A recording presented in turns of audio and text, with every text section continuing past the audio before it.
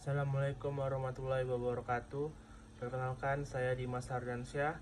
Saya di sini akan mempresentasikan hasil tugas saya atau artikel saya yang berjudul Kiat-kiat menuliskan artis.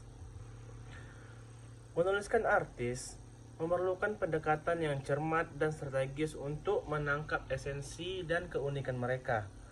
Dalam artikel ini, saya akan membahas kiat-kiat menuliskan artis berdasarkan referensi dari 10 jurnal. Kiat-kiat ini mencakup pemahaman tentang citra diri, gaya penulisan, dan teknik komunikasi yang efektif. Yang pertama, kita harus memahami citra diri dari seorang artis karena representasi publik dibangun melalui penampilan, karya seni, dan interaksi dengan media. Menurut Jabrohim, tahun 2020, penting bagi penulis untuk memahami bagaimana artis membentuk citra mereka dan bagaimana hal ini memengaruhi cara mereka dipersepsikan oleh publik. Pemahaman ini akan membantu penulis menyampaikan informasi yang akurat dan menarik tentang artis tersebut sehingga bisa menjadi hot news dalam sebuah berita. Yang kedua yaitu gaya penulisan yang tepat. Gaya penulisan yang digunakan dalam artikel tentang artis harus mencerminkan kepribadian dan karakteristik unik dari artis tersebut.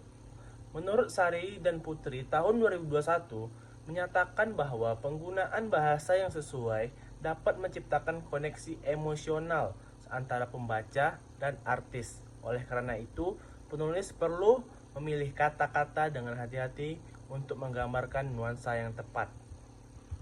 Yang ketiga, menggali aspek unik.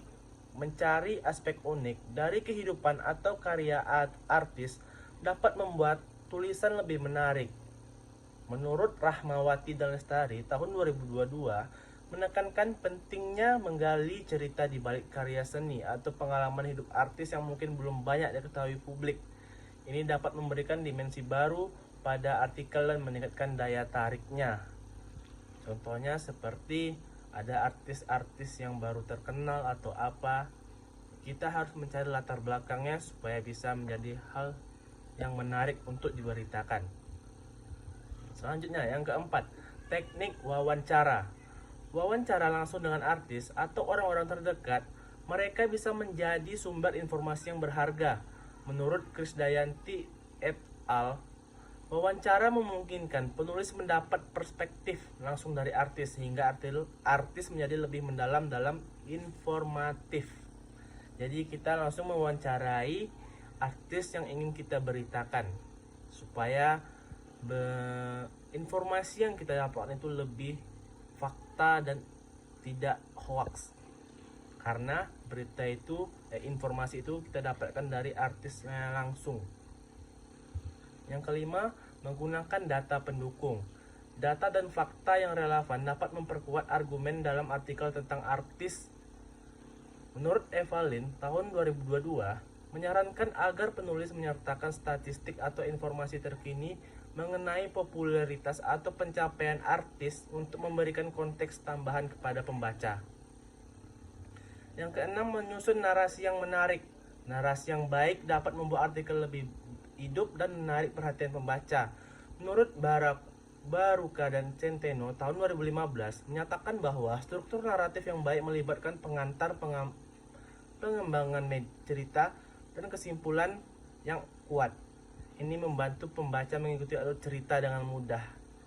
Jadi ya tidak, isi beritanya itu tidak menye-menye kayak langsung intinya apa gitu, supaya orang lebih tidak cepat bosan dalam membaca berita yang ingin kita buat.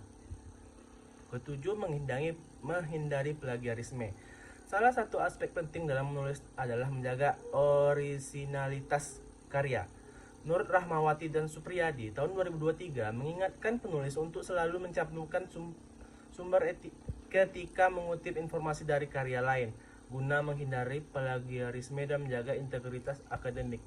Ya, seperti zaman sekarang banyak terjadinya berita-berita yang mengikuti karya orang lain. Jadi plek ketiplek tidak ada diedit, jadi copy paste upload.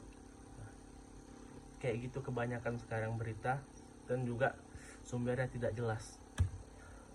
Yang ke-8, memperhatikan audiens. Penulis perlu memahami audiens target mereka saat menulis tentang artis. Nur Hidayati dan Yulianti tahun 2020 menekankan bahwa pemahaman tentang siapa yang akan membaca artikel dapat mempengaruhi gaya penulisan dan konten yang disajikan. 9. Revisi dan umpan balik. Setelah menyelesaikan draft pertama, penting untuk melakukan revisi dan meminta umpan balik dari rekan atau mentor. Menurut Prabowo dan Anwar tahun 2022 menyarankan agar penulis bersikap terbuka terhadap kritik konstruktif untuk meningkatkan kualitas tulisan.